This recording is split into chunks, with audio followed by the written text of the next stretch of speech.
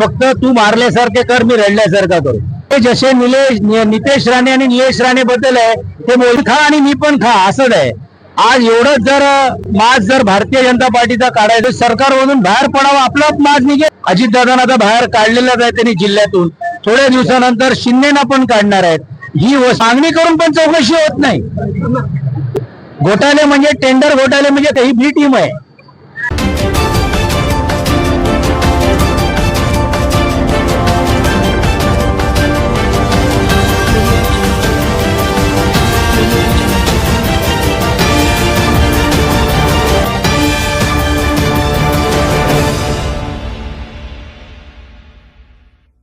अजित चौगुले महाराष्ट्र दर्पण मध्ये तुम्हा सर्वांचं स्वागत करते. पिंपरी चिंचवड महानगरपालिकेच्या निवडणुकीचं चित्र स्पष्ट झालं असताना आज शिवसेना उद्धव बाळासाहेब ठाकरे पक्षाचे नेते आणि राज्याचे माजी मंत्री आमदार आदरणीय सचिन अहिर साहेब आपल्यासोबत आहेत.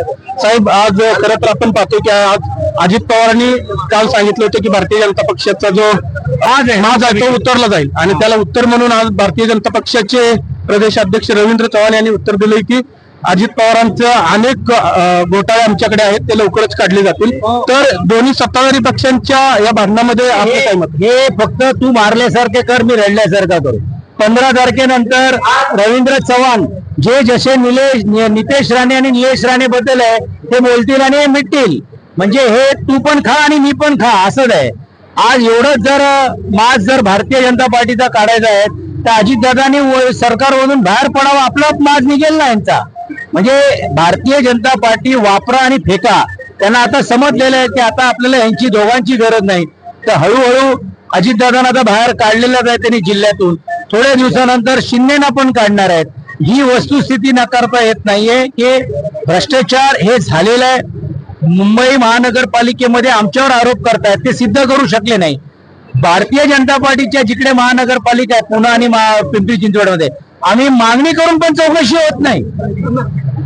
घोटाळे म्हणजे टेंडर घोटाळे म्हणजे कुठचे मोठमोठ्या नद्याचा साफ करण्यासाठी 3000 कोटी रुपयाचा घोटाळा, फुटपाथ बनवण्यासाठी, ब्रिज बनवण्यासाठी 500,000 कोटी रुपयाचा घोटाळा, मोठ्या प्रमाणावरती आरोग्याची सेवा सिक्युरिटी देण्यासाठी हजारो कोटी रुपयाचा घोटाळा, 4000 कोटी रुपये जे ठेवी होते आता 500 वर आलेले आहे. याचा अर्थच असा आहे की सर्व खाऊन मोकळे झालेले आहेत.